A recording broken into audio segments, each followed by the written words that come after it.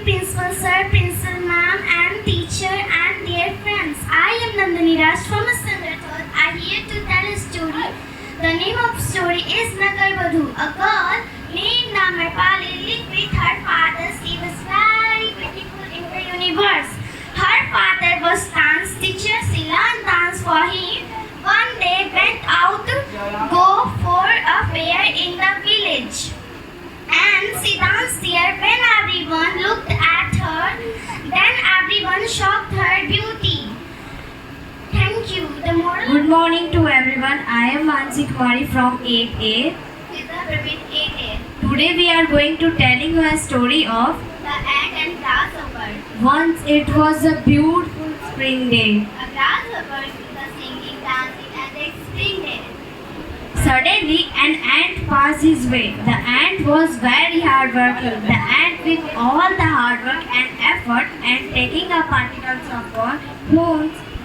The grasshopper said, "You working all the day. Why do not you come to talk to me?" The ant said, I am gathering food for the rainy days. You should do same. What will give your family for food to eat and a place to stay during the rainy days? Grasshopper replied, "I have lot to stay. Food for right now or to rainy day." The ant was very intelligent. She did not pay attention what the grasshopper was saying. She gathered more and more food for the rain came. It suddenly started rain. Rain came much all the expected. The poor grasshopper did not say to not put the for the help ant. The ant reminded him what he had said earlier, but the ant was very helpful. She offered some food to eat and a place to stay.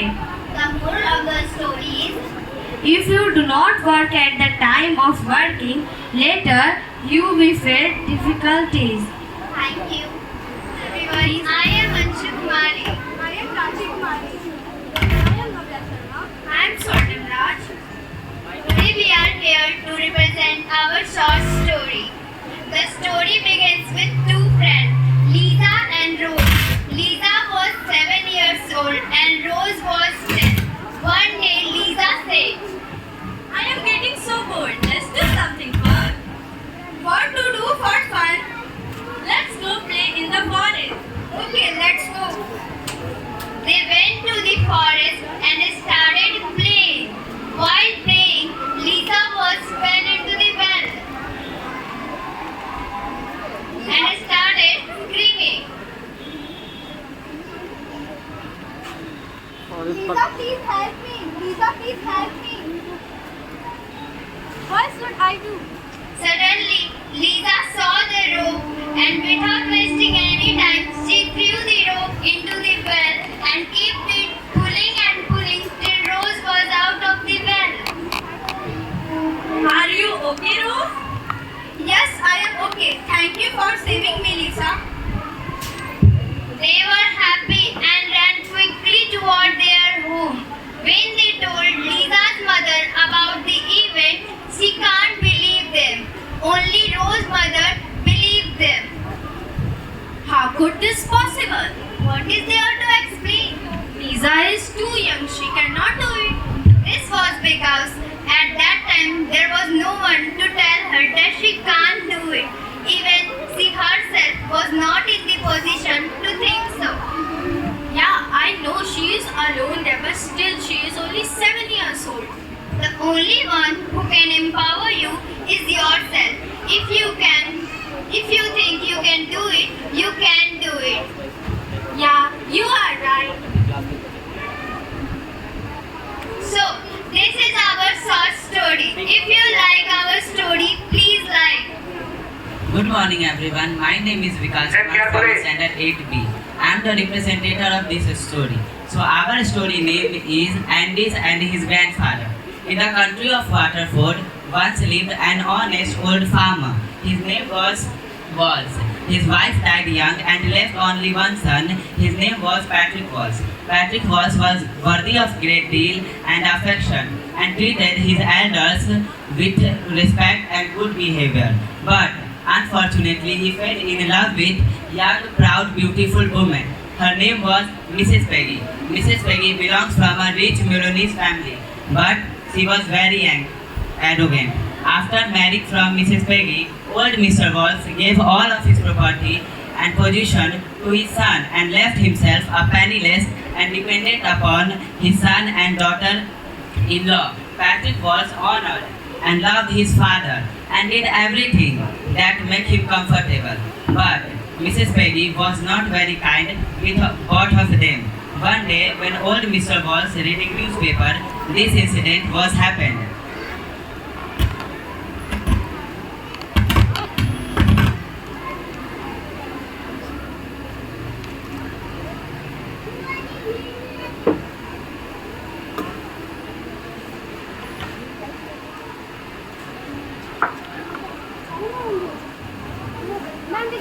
Hey old man, how dare you to broken this cup? You know how much expensive is this? Take this ball and go on the road for begging. After seeing this action from their parents and son of Becky and Patrick was felt very bad and started to make a bowl. What are you doing, Andy, my son? Mom, I am making a ball to beg in a whole stage. After listening this statement from his own son, Mrs. Peggy felt very bad and get emotional from inside, and her eyes burst into tears.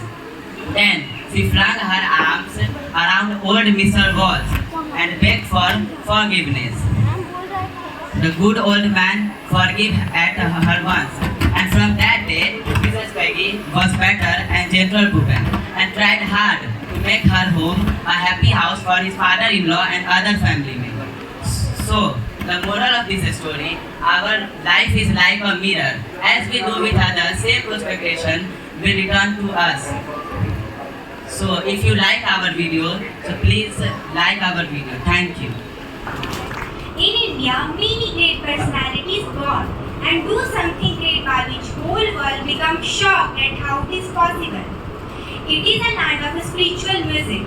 We all know that different sects of music and gharanas had been flourished, main and remote part of India. It has believed that it created a bond to God and Almighty. Lord Shiva, Lord Krishna, Ma Saraswati always has a musical instrument in their hands. From ancient times, many great magicians scattered enchantment of music in this great country, like Tanse, Pandit Ravi Shankar, Zakir Hussain, etc.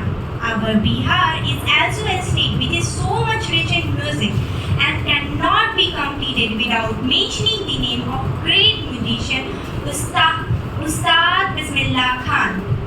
I would like to give brief focus on a great musician over the land of Bihar. Hello everyone, I am Vaishnavi Kumari from the Standard 9C of ST Public School, Patna. Today I am here to tell you about a great musician of India and the story of Shehnai.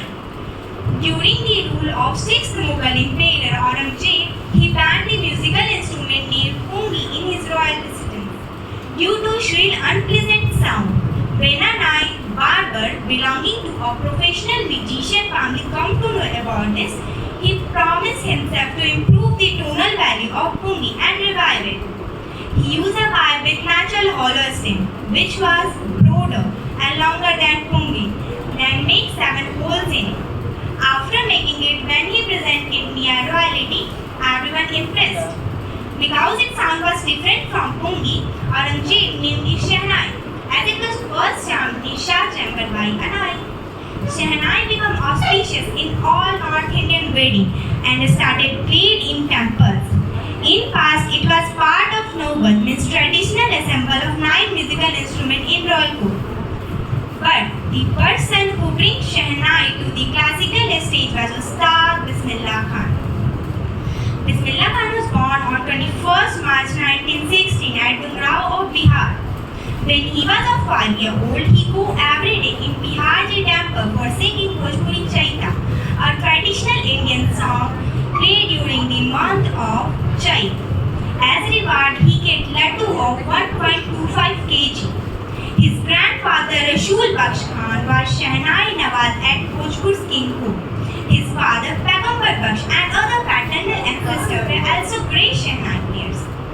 Bismillah Khan started music at very young age of 3 years when her mother took him to his maternal uncle's house at Banaras.